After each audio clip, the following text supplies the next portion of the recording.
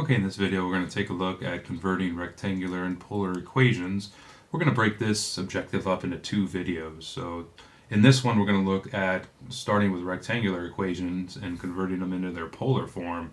And in the next video we'll go backwards. We'll start with polar equations and convert them to their rectangular form.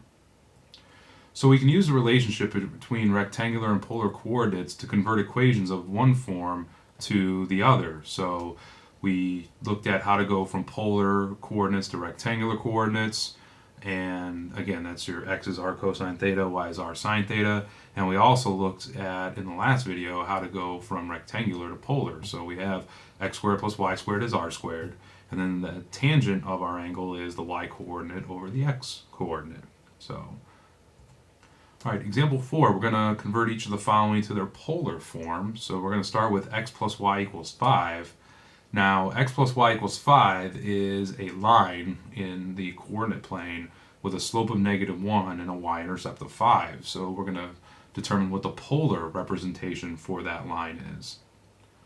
Well, we have x plus y equals 5, and I've color-coded the x in red and the y in blue, because now we can substitute our r cosine theta for x and r sine theta for y. So we have from x plus y equals 5, we now have r cosine theta plus r sine theta equals 5. And with polar equations, we try to, if we can, get the r by itself and write it as r equals some other expression. So with r cosine theta plus r sine theta, both of these terms have an r that we can factor out. So when we factor that r out, we have r times cosine theta plus sine theta still equal to 5. And to get r by itself, if r is being multiplied by this cosine theta plus sine theta expression, all we have to do is divide both sides by it, and we'll get r equals 5 over cosine theta plus sine theta.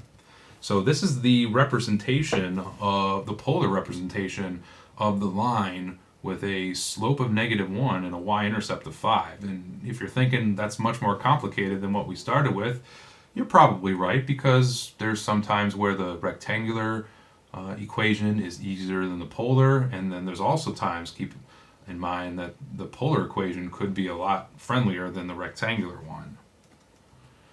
All right, part B, we have 3x minus y equals 6. This is another line with a slope of 3 and a y-intercept of -6. So we're going to figure out the polar representation of this line. And we have 3x minus y equals 6. Again, color coding the x in red and the y in blue. So x is r cosine theta, y is r sine theta. So we can substitute those expressions in for x and y. And we'll go from 3x minus y equals 6 to 3r cosine theta minus r sine theta equals 6. And once again, we have r's in each of these terms, so if we factor it out, we'll have r times 3 cosine theta minus sine theta equals 6. And then, just like in the last example, if we divide both sides by the 3 cosine theta minus sine theta, we'll get r equals 6 over 3 cosine theta minus sine theta.